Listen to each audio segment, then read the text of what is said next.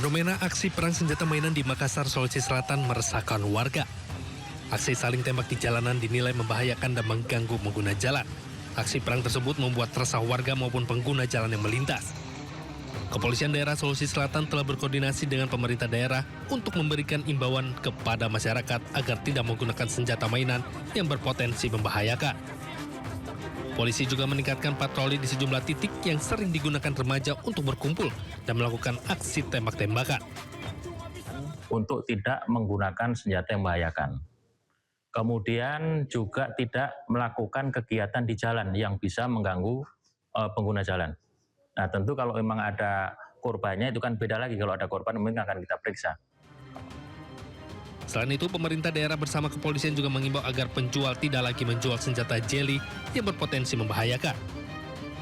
Dari Makassar, Sulawesi Selatan, Wahyu Ruslan, iNews melaporkan.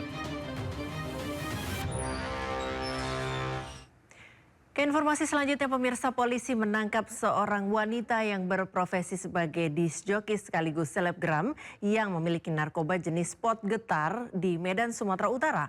Petugas juga menangkap 2 orang lainnya.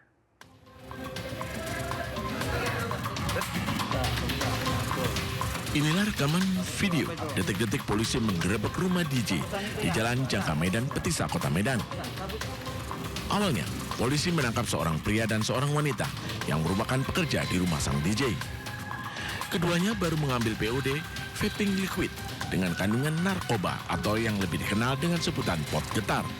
Ternyata ini adalah barang pesanan sang DJ. Polisi menemukan kemasan POD dan sisa paket sabu yang habis digunakan di kamar sang DJ.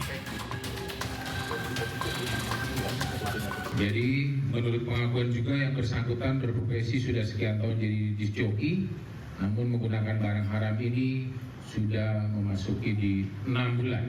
Jadi kami pastikan yang bersangkutan adalah pemakai atau pengguna aktif. Polisi kini tengah memburu pemasok narkoba yang identitasnya sudah diketahui.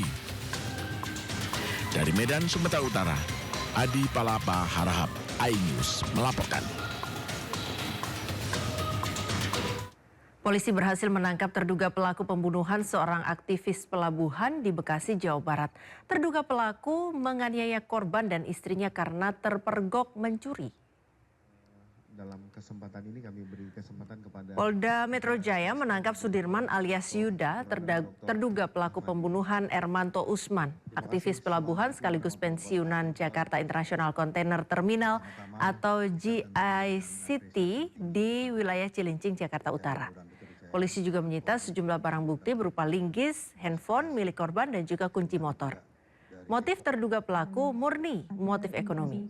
Terduga pelaku menggunakan linggis untuk memukul kepala korban karena terkejut oleh suara alarm dan terpergok istri korban. Polisi membantah pembunuhan berkaitan aktivis Ermanto dalam mengungkap dugaan korupsi di sektor pelabuhan dan tewasnya korban murni karena aksi pencurian dengan kekerasan. Tolong dijelaskan. Terima kasih, Pak. Tim penyidik Jatanras Polda Metro Jaya alhamdulillah telah berhasil mengamankan seorang terduga pelaku yang kami duga melakukan tindak pidana pencurian dengan kekerasan dan tindak pidana pembunuhan atas nama inisial S, usia 28 tahun. Saat ini tersangka sudah kami lakukan penahanan dan sedang menjalani proses penahanan di rutan Polda Metro Jaya. Bahwa pelaku tidak memiliki target spesifik. Saat itu pelaku melihat bahwa rumah tersebut adalah rumah yang paling besar, sehingga pelaku mengira di sana bisa memperoleh cukup banyak benda atau barang yang dicari oleh pelaku. Rizwan Hasyolan Sianipar mengajukan permohonan restoratif justice pada kasus tudingan ijazah palsu Presiden ke-7 Republik Indonesia Joko Widodo. Rismon didampingi kuasa hukumnya mendatangi Polda Metro Jaya mengajukan permohonan fasilitasi restoratif justice pada kasus tudingan ijazah Presiden ke-7 Republik Indonesia Joko Widodo. Direktur Reserse Kriminal Umum Polda Metro Jaya, Kombes Iman Imanuddin, mengatakan penyidik masih memproses permohonan restoratif justice yang diajukan oleh Rismon Sianipar. Selain itu, Andi Azwan melaporkan Rismon Sianipar terkait dugaan ijazah palsu Universitas Yamaguchi, Jepang. HS ini bersama dengan pengacaranya menyampaikan permohonan fasilitasi restoratif justice kepada penyidik. Dan kami sebagai fasilitator penyidik sudah melakukan upaya dan sedang melakukan upaya untuk memfasilitasi permohonan yang disampaikan oleh tersangka RHS. Dan hari ini saudara RHS bersama dengan lawyernya datang ke kami untuk menanyakan perkembangan permohonan restoratif justice yang diajukan oleh saudara RHS dengan Komisi Pemberantasan Korupsi KPK menjadwalkan pemeriksaan terhadap mantan Menteri Agama Yakut Kholil Qomas sebagai tersangka kasus dugaan korupsi kuota haji tambahan hari ini. Agenda pemeriksaan terjadi 1 hari setelah Hakim Tunggal Pengadilan Negeri Jakarta Selatan memenangkan KPK atas pra-peradilan yang diajukan oleh Yakut. Setelah menang, KPK menyampaikan penanganan kasus dugaan korupsi haji tambahan menjadi prioritas untuk diselesaikan. Terlebih, surat perintah penyidikan sudah terbit sejak Agustus tahun lalu. KPK secepatnya akan menuntaskan penanganan kasus ini. Yakut ditetapkan KPK sebagai tersangka kasus dugaan korupsi kuota haji tambahan. Namun hingga kini belum ditahan.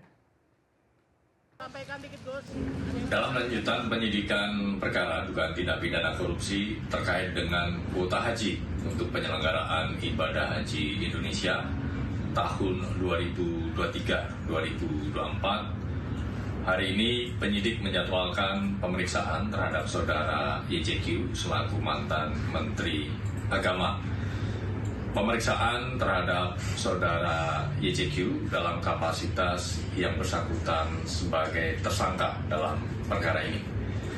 Kami meyakini bahwa saudara YJQ akan kooperatif dan hadir dalam jadwal pemeriksaan hari ini. Pemirsa, selalu awasi aktivitas anak Anda saat di luar rumah. Di Ponorogo, Jawa Timur, 10 bocah SD harus berurusan dengan polisi setelah patungan uang untuk meracik ratusan petasan. Masih menggunakan seragam SD, 10 bocah ini digiring ke Mapolsek Jenangan, Ponorogo, Jawa Timur. Ke-10 bocah ini diamankan dalam razia petasan di Desa Jimbe, Jenangan. Polisi menemukan ratusan selongsong petasan, mesiu, dan balon udara. Jumlah barang bukti yang mencapai ratusan ini menggegerkan warga. Publik tidak menyangka jika pembuatnya masih anak-anak, usia SD dan SMP. Saat memberikan keterangan di kantor polisi, para bocah ini mengaku patungan uang untuk membeli bahan mesiu, pembuat petasan, dan peralatannya. Rencananya akan digunakan saat Lebaran nanti. Setelah kami amankan di Polsek, kami interogasi dari anak-anak itu menurut dari medsos, belajar dari medsos, melihat HP, terus diaplikasikan bersama-sama di rumahnya anak-anak tersebut. Setelah dimintai keterangan, ke-10 anak diberi pembinaan dan diserahkan kembali ke keluarga. Korban. Razia petasan di Ponorogo digelar pasca peristiwa ledakan petasan yang menewaskan 2 orang beberapa waktu lalu. Pemirsa, seorang perempuan ditangkap setelah mencuri uang kasir senilai jutaan rupiah di minimarket yang berada di Jakarta Barat. Saat diperiksa, pelaku mengakui beraksi karena ingin memenuhi kebutuhan menjelang Lebaran.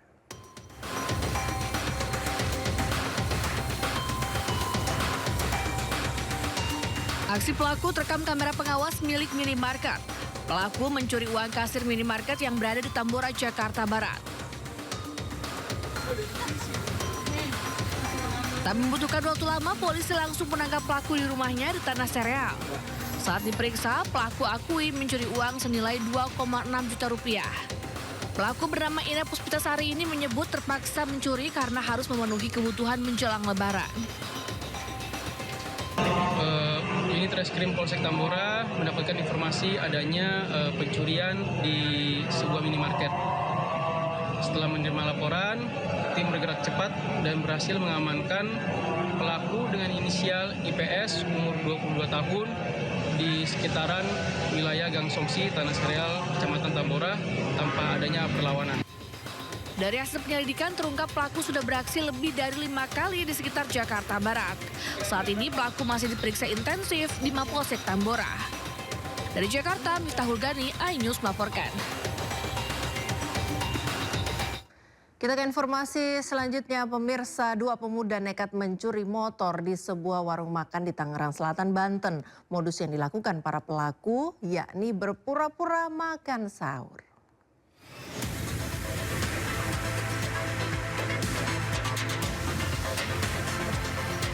Dalam rekaman CCTV terlihat saat 2 pemuda makan sahur di sebuah warung makan di kawasan Setu, Tangerang Selatan, Banten. Usai membayar makanan, kedua pemuda justru nekat mencuri motor karyawan yang tengah terparkir. Korban pun baru menyadari motornya hilang saat merapikan dagangannya. Diketahui aksi pencurian motor terparkir di kawasan warung tersebut kerap terjadi dalam kurun waktu setahun terakhir. Kira makan doang gitu, taunya selang 15 menit, 10 menit lah dia keluar. Taunya ngambil motor saya yang Honda Beat, udah nggak ada. Sementara itu berbekal rekaman kamera pengawas, korban pun telah melaporkan ke pihak berwajib dan berharap motornya dapat segera ditemukan. Dari Tangerang Selatan, Banten, Nunung Purnomo, iNews melaporkan. Pemirsa, aksi pencurian dengan modus pecah kaca mobil terekam kamera pengawas di Kota Batam, Kepulauan Riau. Uang tunai korban sebesar 374 juta rupiah yang disimpan di bawah jok mobil digondol oleh pelaku.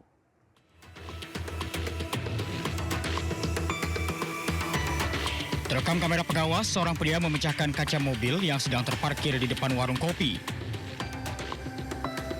Pelaku berhasil menggondol uang tunai sebesar 374 juta rupiah yang disimpan di bawah jok mobil.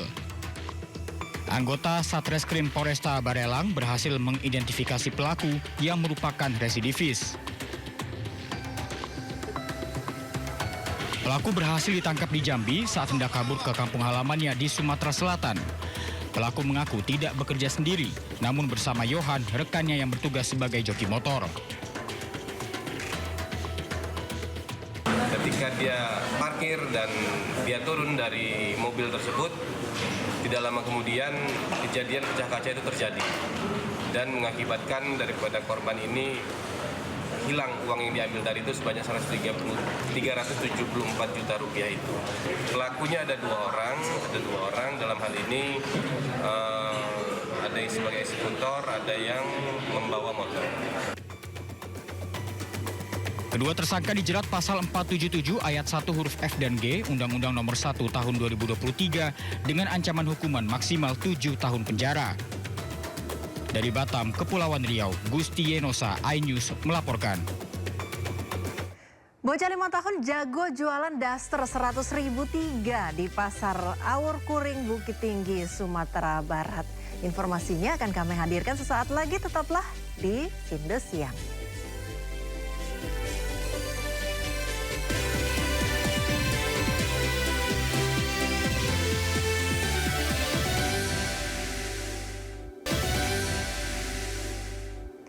Menteri Energi dan Sumber Daya Mineral Bahlil Lahadalia memastikan subsidi bahan bakar minyak atau BBM masih aman hingga Hari Raya Idul Fitri meski harga minyak dunia masih berfluktuasi akibat ketegangan di Timur Tengah.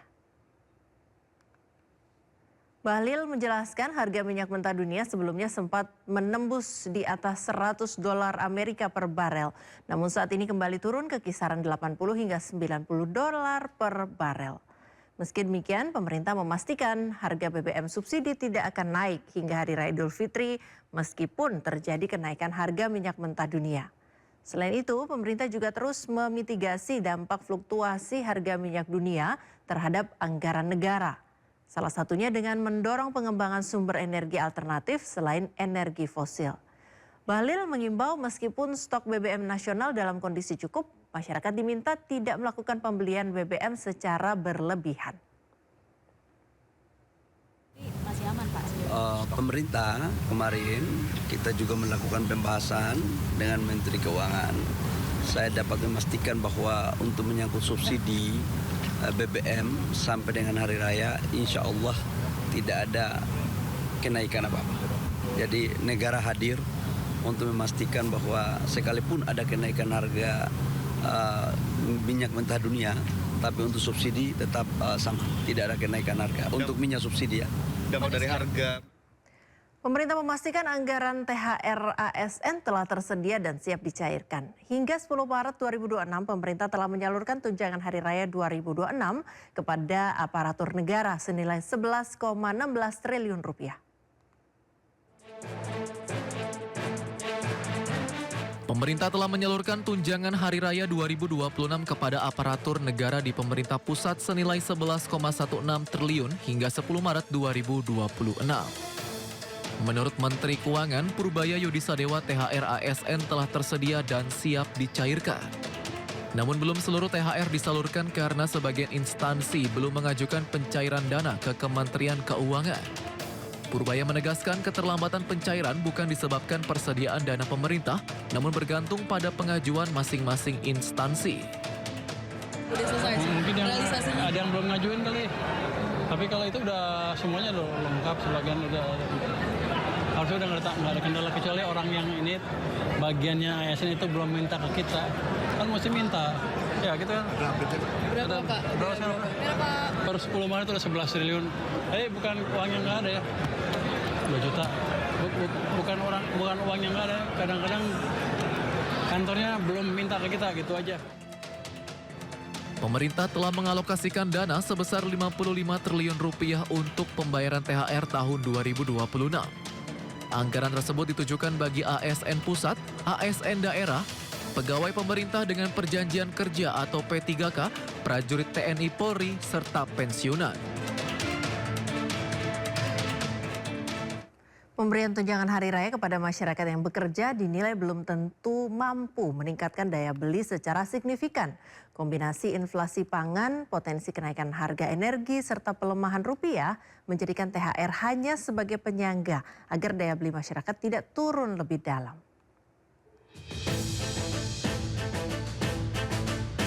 Kalangan ekonom menilai pemberian tunjangan hari raya kepada masyarakat yang bekerja belum tentu mampu meningkatkan daya beli secara signifikan.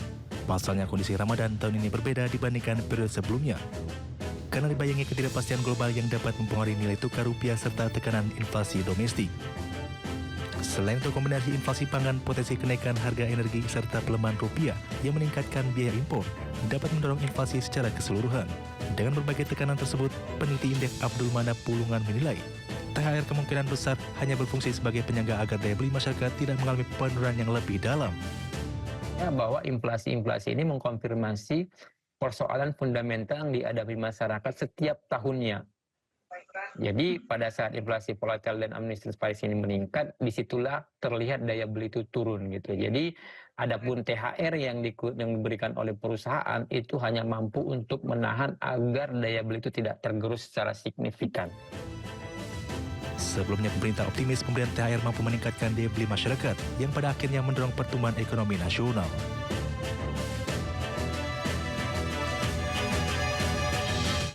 Polisi meminta masyarakat dan pengusaha melapor jika ada ormas nakal yang minta THR hari raya. Polisi tidak segan-segan akan menindak dan memproses maksud kami hukum pelaku. Kalau ada yang kemudian tadi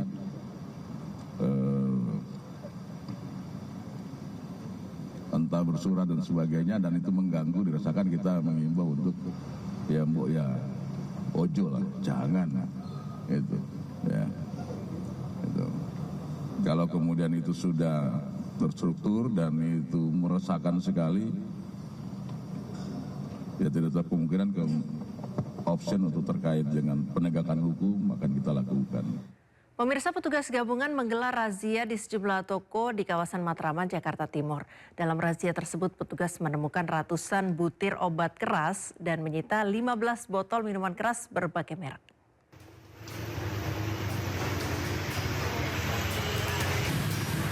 Petugas gabungan Satpol PP TNI dan Polri serta Sudin Kesehatan Jakarta Timur menggelar razia di sejumlah toko obat-obatan di Jakarta Timur.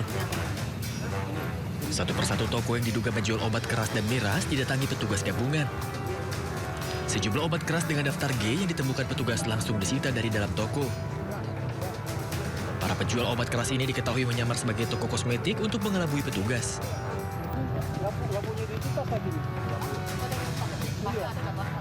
Selain itu, petugas juga menyasar sejumlah pedagang jamu yang menjual minuman keras secara sembunyi-sembunyi di momen Ramadan. Total sebanyak 128 butir obat keras dan 15 botol minuman keras langsung disita petugas dan dibawa ke kantor Kecamatan Matraman untuk ditangani lebih lanjut. Dari Jakarta, Rio Madik, iNews melaporkan.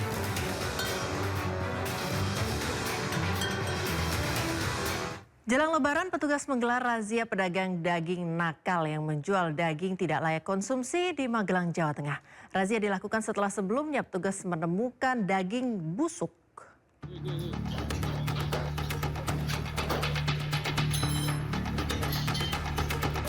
Satu demi satu kios daging sapi dan ayam di sejumlah pasar tradisional di Kota Magelang, Jawa Tengah diperiksa. Petugas gabungan dari Dinas Pertanian dan Pangan, Polisi, Satpol PP, serta Polisi Militer mengecek daging yang dijual. Operasi ini digelar untuk menjamin daging yang dibeli warga masih segar dan aman dikonsumsi. Daging sapi dan daging ayam di pasar-pasar untuk Kota Magelang. Ini alhamdulillah dalam pelaksanaan justisi ini pagi ini tidak diketemukan penyimpangan-penyimpangan para pedagang penjual daging ini yang melanggar ketentuan sesuai dengan kaidah kesehatan. Alhamdulillah tidak ditemukan kembali daging-daging yang tidak layak untuk dikonsumsi. Sebelumnya petugas menemukan daging yang hampir busuk dijual di pasar tradisional. Petugas mengimbau warga agar lebih teliti saat membeli daging. Dari Magelang, Jawa Tengah, Puji Hartono, iNews melaporkan.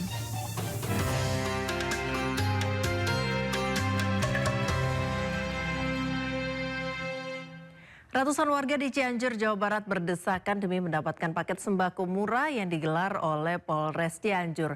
Tingginya antusias membuat tidak semua warga kebagian paket sembako.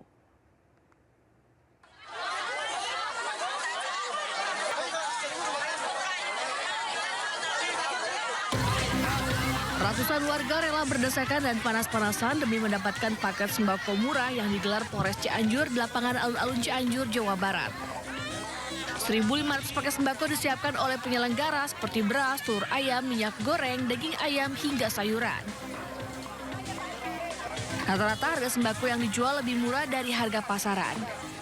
Tingginya antusias membuat tidak semua warga kebagian paket sembako. Kayaknya saya pengen paket juga nggak kebagian. Oh, jadi Ibu tadinya mau membeli paket? Beli paket, nggak kebagian. Beli minyak, nggak kebagian. Artinya di sana udah habis, Bos? Udah habis, udah pada habis. Tujuannya adalah untuk mendekatkan komoditas yang mahal, komoditas yang harganya mungkin belum terjangkau oleh masyarakat untuk bisa dinikmati oleh masyarakat.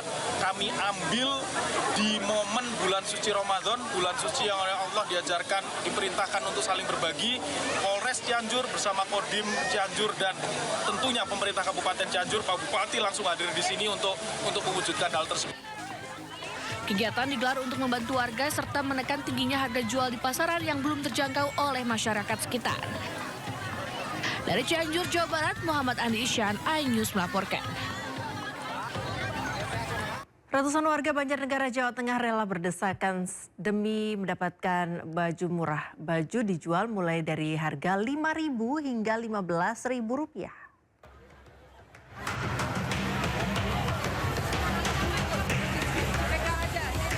Inilah suasana pasar murah di alun-alun Kota Banjarnegara, Jawa Tengah.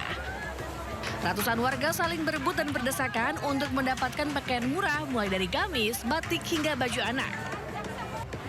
Aneka pakaian ini dijual mulai harga Rp5.000 hingga Rp15.000 per potong. Meski baju bekas, namun kondisinya masih layak pakai dan bersih, sehingga jadi buruan warga untuk dipakai di hari raya. Ribuan pakaian ini merupakan donasi dari ASN di lingkungan Pemkab Banjarnegara. Tak hanya membantu warga, seluruh hasil penjualannya pun akan disumbangkan ke panti jompo, panti asuhan, dan pondok pesantren. Gamis, hem, terus rok, sama gamisnya 3. Ya, ada yang 15, ada yang 10, ada yang 5.000 hem. Ini kaos harga 5.000. Ini kemeja 5.000, kaos 5.000. Ini gamisnya 15.000. Harganya lebih murah banget. Terjangkau banget ini. Baju yang kita jual itu adalah hasil sumbangan dari anggota Dharma Wanita dari seluruh unsur pelaksana di Kabupaten Banjarnegara. Meski dipadati pengunjung, acara berjalan tertib dan lancar. Dari Banjarnegara, Jawa Tengah, Nurdin Fauzi, iNews melaporkan. Pemirsa, viral bocah 5 tahun jago jualan daster di Pasar Aur Kuring, Bukit Tinggi, Sumatera Barat. Aksi lucunya menawarkan daster 100.000 3 membuat gemas pengunjung yang sedang berbelanja baju lebaran.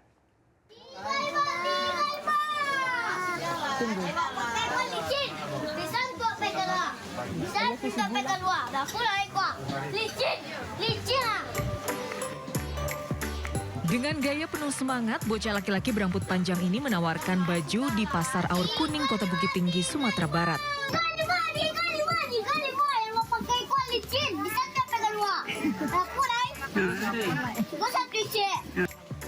Memakai daster biru yang agak kedodoran, bocah bernama Omar Borkan alias Okan ini tidak malu-malu menawarkan daster seharga 100.000 dapat 3 potong.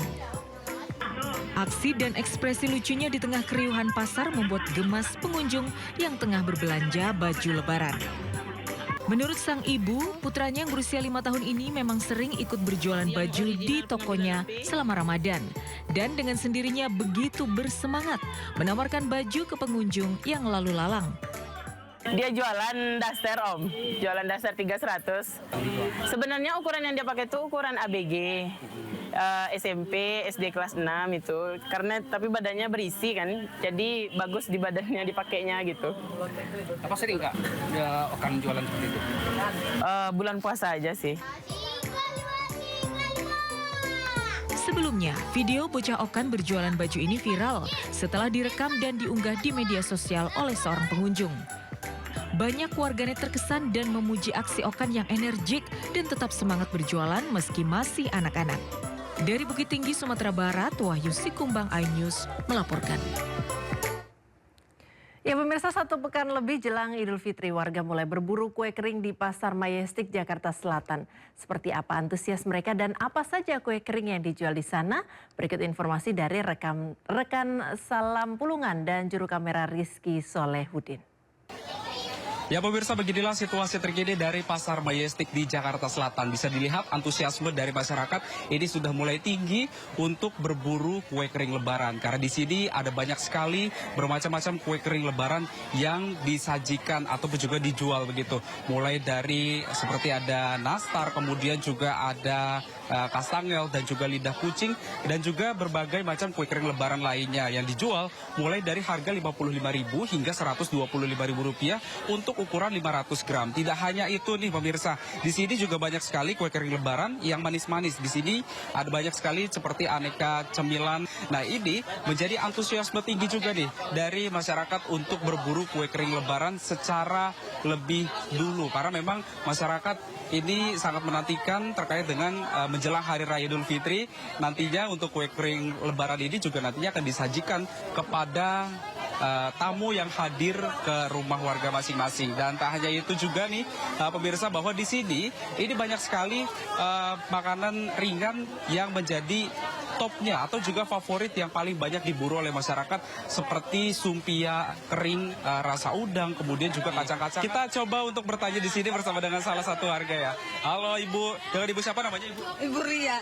Ibu Ria, ini beli kue kering lebaran dalam rangka apa nih Bu? Untuk lebaran. Ini udah beli apa aja Bu sama di sini Bu? Beli stik keju sama beli kacang sama beli lumpia. Alasannya kenapa Bu lebih milih belanja di Majestic ini dibanding ke tempat lainnya? Lebih murah. Sekalian beli baju. Terima kasih Ibu informasinya.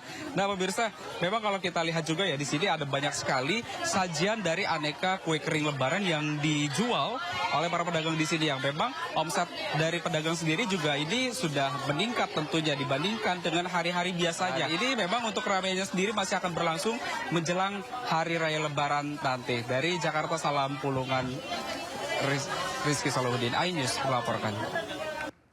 Bulan suci Ramadan di Indonesia identik dengan aneka hidangan manis saat berbuka puasa. Di balik manisnya sajian berbuka, ada perjuangan perajin gula aren yang tetap setia menjaga api tungku meski penjualan tidak selalu meningkat di bulan suci Ramadan. Iya.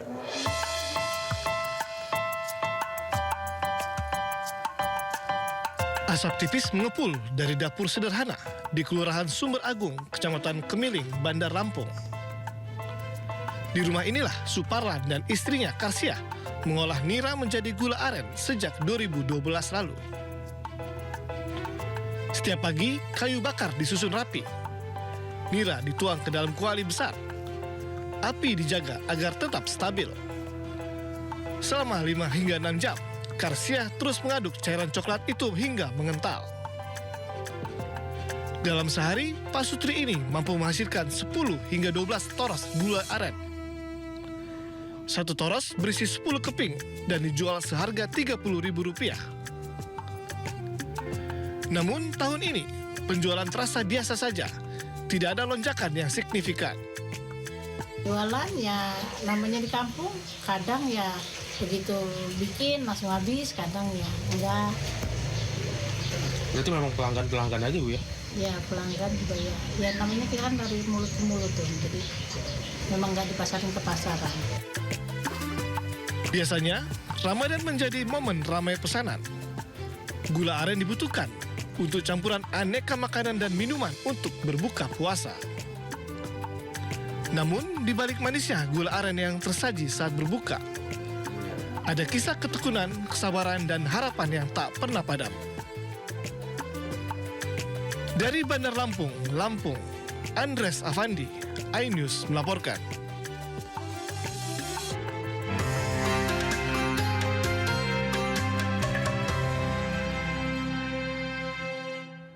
Hampir 400.000 personil gabungan siap mengamankan mudik tahun ini. Informasinya sesaat lagi, Sindo Siang segera kembali.